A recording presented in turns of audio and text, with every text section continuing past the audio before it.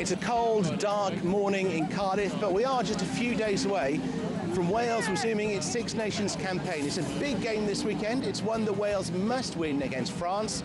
So if you want to get to Paris in time, you better get on your bike.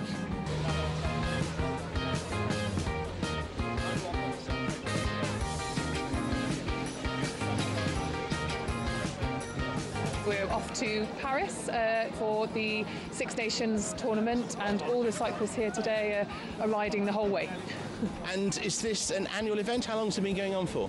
This is an annual event. We've been doing it for a couple of years now. Last year we went to Dublin and we're off to Paris. Obviously we alternate depending upon the year where they're playing away from home. So a little bit further this year to Paris, but equally as much fun.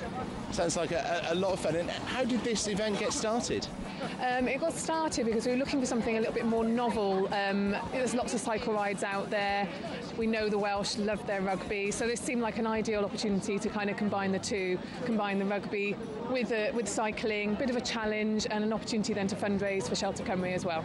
6 months ago it seemed like a good idea. I mean, we've put in a decent bit of training now.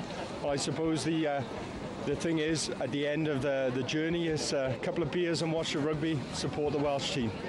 They're a fab group of people, it's amazing charity, and it'll just be such a fantastic atmosphere and achievement to make to get to the stadium on Saturday. It's all for a good cause, raising money for Shelter Cymru. They help a lot of people with housing problems, repossessions, tenants that have problems with landlords as well, so it's all for a good cause.